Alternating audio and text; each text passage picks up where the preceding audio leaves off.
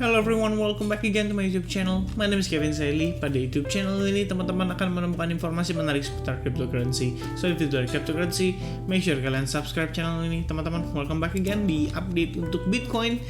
Jadi semalam kita cuma update untuk Alice ya, kita belum sempat untuk update Bitcoin ya. So today, or lebih tepatnya saat ini teman-teman, kita bakal update untuk Bitcoinnya, alright. Nah teman-teman, before kita talk about Bitcoin lebih jauh, saya pengen remind sekali lagi bahwa pekan ini kita akan menemukan FOMC ya. Kita akan bertemu dengan The Federal Reserve di hari Kamis, tepatnya jam 1 pagi teman-teman ya. Itu ada dua event penting lah. Yang pertama itu adalah kenaikan suku bunganya yang saat ini sudah diproyeksikan di angka 1% teman-teman, which means kenaikannya adalah 0,5%. Lalu ada FOMC statement. Nah, seperti yang saya bilang sebelumnya teman-teman, mungkin sebagian dari teman-teman sekalian ada yang bilang kayak kan kalau misalnya semua orang expect harganya crash, bisa jadi pada saat hari H-nya malah cenderung naik.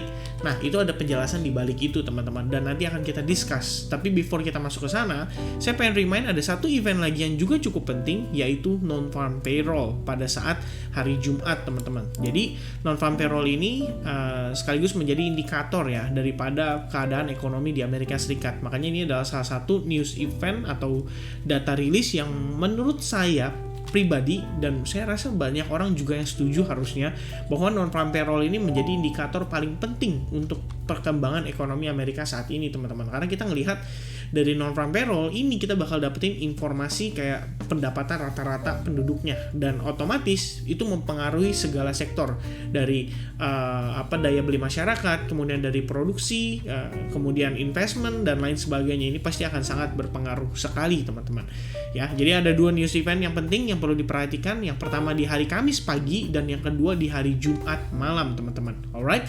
Nah, mengingat kita ada sedikit pembahasan tentang kondisi dolar ya tadi, dan tentu saja ini pasti berpengaruh terhadap pergerakan dari Bitcoin. As you can see teman-teman, dollar index saat ini mencapai angka yang bisa dikatakan cukup tinggi. Ini saya menggunakan chart weekly by the way, dan kalau kalian perhatikan sebelumnya di tahun 2017 Januari kita sempat sampai atau mencapai area yang sama, yaitu di 103,82, dan kedua kalinya kita terjadi pada kisaran 23 Maret 2020. Ini lebih tepatnya sebelum terjadinya quantitative easing saya rasa ya. Jadi dia sempat mencapai highest levelnya, and then pada saat si Jerome Powell atau The Federal Reserve memutuskan untuk mencetak uang, mencetak dolar, inilah yang kemudian terjadi teman-teman. Nah, kalau misalnya menilai dari situasi yang saat ini terjadi, seperti yang kita sudah bahas di beberapa video terakhir, so make sure teman-teman mampir untuk nonton yang recession dan juga untuk BTC update atau forecast untuk pekan ini.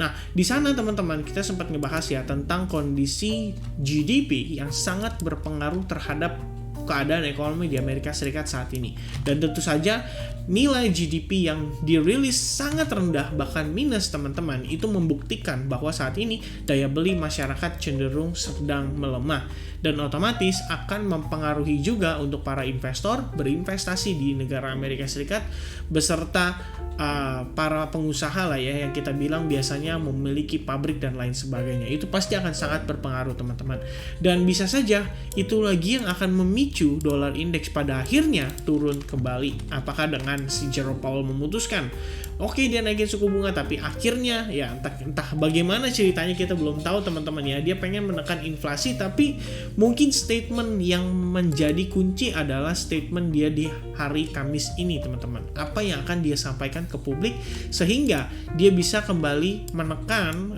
inflasi, akan tetapi di saat yang bersamaan dia juga harus mengkontrol keadaan GDP di Amerika Serikat. Jadi dia harus bisa mengangkat, dan jelas sekali teman-teman, kenaikan suku bunga akan mempengaruhi angka GDP, karena kenaikan suku bunga akan mengajak orang-orang atau masyarakat untuk lebih prefer taruh uang mereka di bank dibandingkan mereka berinvestasi seperti membeli saham dan lain sebagainya. Selain itu, yang juga tidak kalah berpengaruh adalah para pelaku usaha teman-teman akan berpikir 2-3 kali untuk menggunakan uang bank sebagai bagian dari cash flow perusahaan mereka atau company mereka. Alright? Nah, jadi kalau misalnya kita lihat teman-teman, ini ada potensi yang namanya terbentuk triple top teman-teman. So the question is, apakah kita akan melihat history repeat itself teman-teman?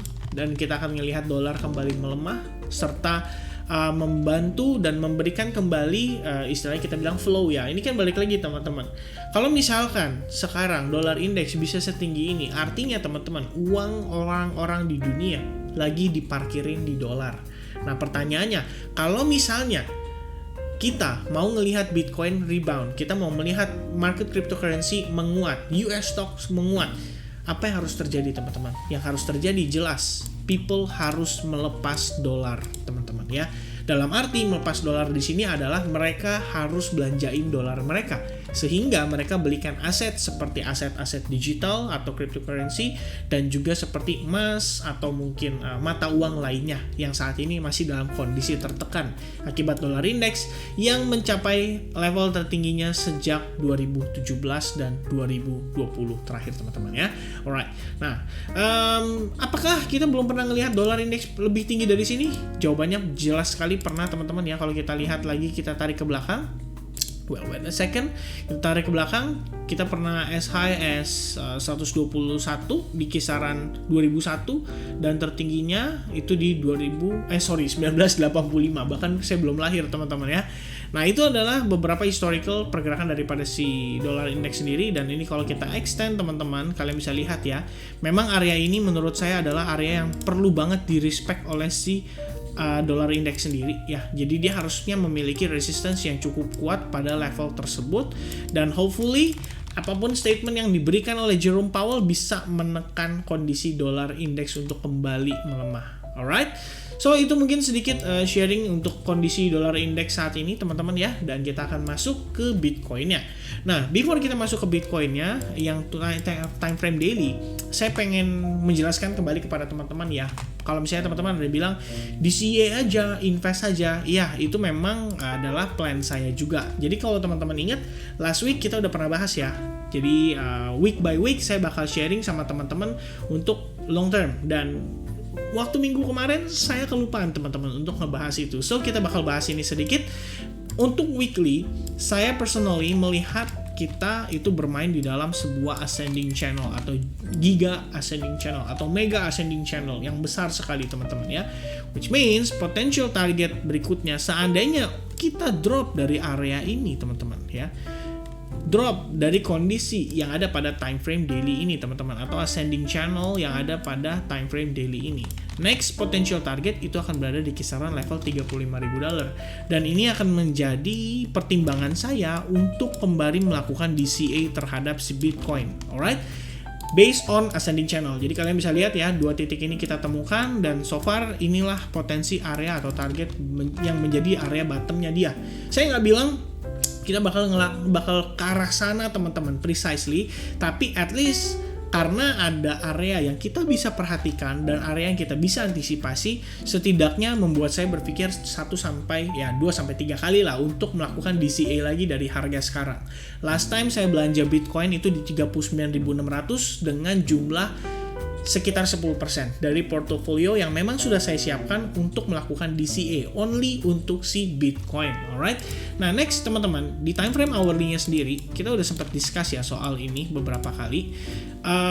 Dimana kita terbentuk ascending channel, dan kalau teman-teman menghubungkan antara tail to tail candle, well saat ini kita lagi testing, dan kalau misalkan kita failed untuk mempertahankan area ini, dan seperti yang saya katakan tadi, kita mungkin memiliki probabilitas yang cukup tinggi untuk ngetes sampai kisaran level $35.000, karena memang berdasarkan time frame yang weekly tadi kita sempat discuss, ini adalah potensi ascending channel yang secara garis besarnya teman-teman. Jadi kalau misalnya kita lihat saat ini, apakah Bitcoin di sini akan kembali rebound? Sebenarnya kalau misalnya kita lihat dengan terbentuknya si falling wedge pattern, harusnya sih memang kita ada indikasi ya untuk melihat Bitcoin bisa terrebound. Kenapa? Reasonnya simple sekali teman-teman. Karena saat ini saya bisa katakan dia struggling ya. Struggling. Cuman kalau misalkan kita mau ngelihat dia rebound sekalipun dengan kondisi news event yang begitu dekat sama kita saat ini, atau kita bahkan bisa bilang ya 2 hari lagi, nggak sampai 2 hari malah teman-teman, paling ya 1,5 hari lah ya. Ya 1,5 harian lagi lah ya. Mungkin big possibility. Ini juga ada beberapa yang komen soal ini. Salah satunya Jeffrey, saya ada lihat juga ya, Jeffrey. Katanya kok kita harusnya ngelihat kapitulasi dulu ya. Kapitulasi itu berarti teman-teman kita harus ngelihat buyers itu giving up ya, seakan-akan seperti hendak drop signifikan, dan ini adalah proses kapitulasinya sebelum dia rebound ya. Kedua proses ini adalah proses kapitulasi. Saya cukup yakin banyak banget di Twitter yang ngebahas soal ini juga, dan mungkin teman-teman ekspektasinya adalah kita drop dulu, fake out, habis itu dia baru rebound ya, dan dia break dari falling wedge patternnya.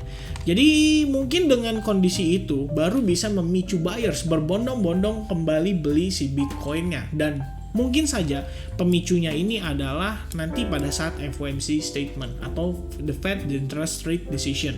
Nah, tadi kan kita udah sempat bahas di awal teman-teman tentang soal ini ya, soal di event-event ini.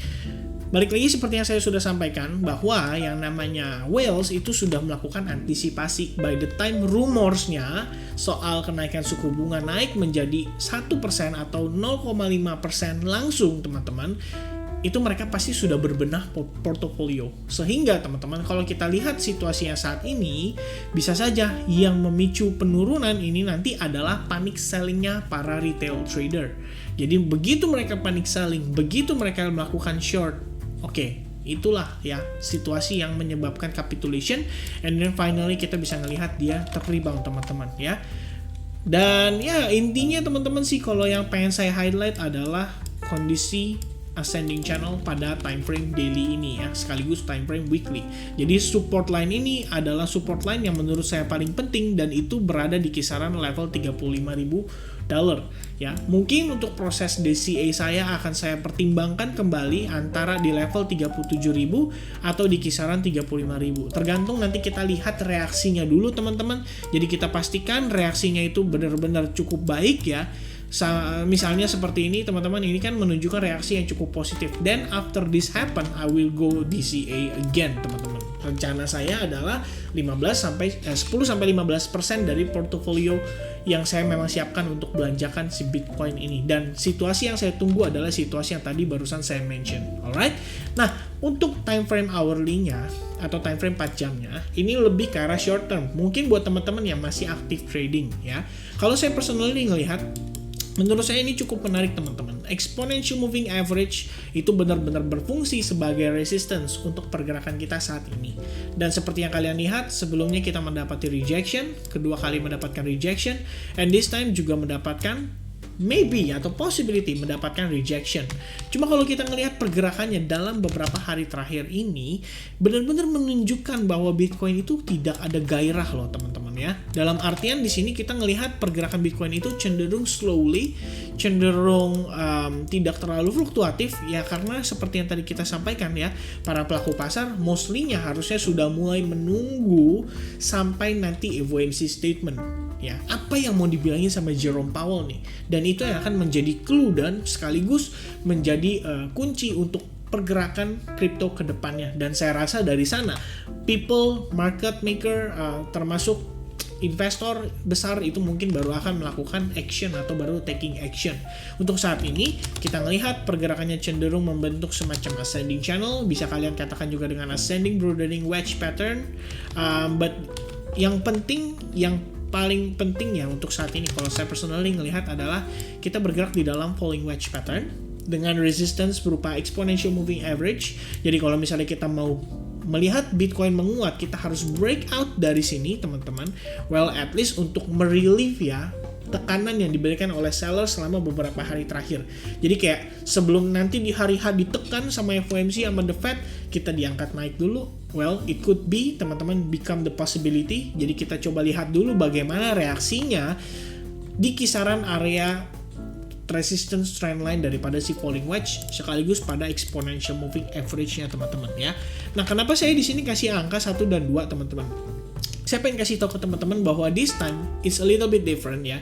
Kalau kita lihat 1 ya, kemudian ini sellers yang pertama teman-teman, begitu harganya nyampe, gak lama selling pressure-nya sangat signifikan ya. Dan kalau kita lihat lowest point-nya adalah di kisaran area ini teman-teman.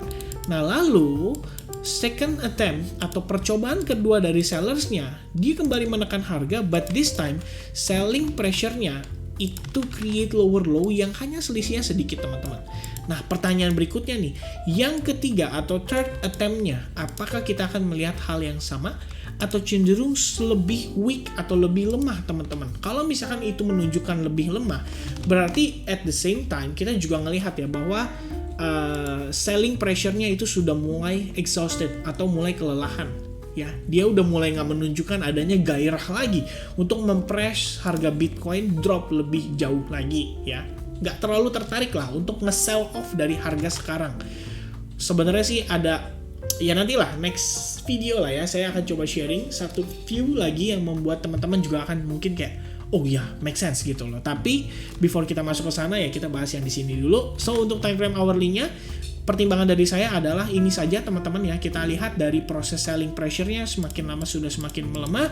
Yang kedua adalah dari dia punya falling wedge pattern sendiri memang merupakan indikasi bullish ya teman-teman. Tinggal kita lihat aja nih, apakah Bitcoin mampu ya mematahkan tren ini ya. By the time dia terjadi seperti itu, well at least secara short term pun kita mungkin akan mendapati Bitcoin akan sedikit bullish dan ada potensi ngetes sampai kisaran level $42.000 ya.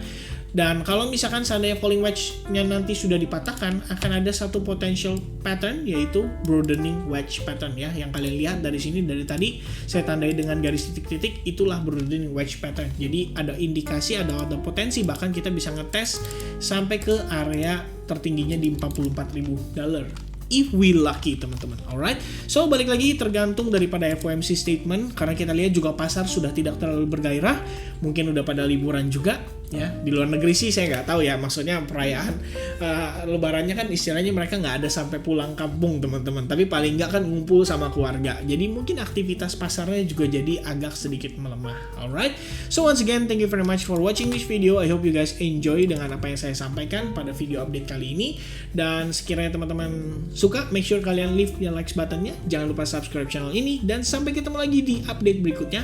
God bless everyone, have a nice day, cheers and bye bye.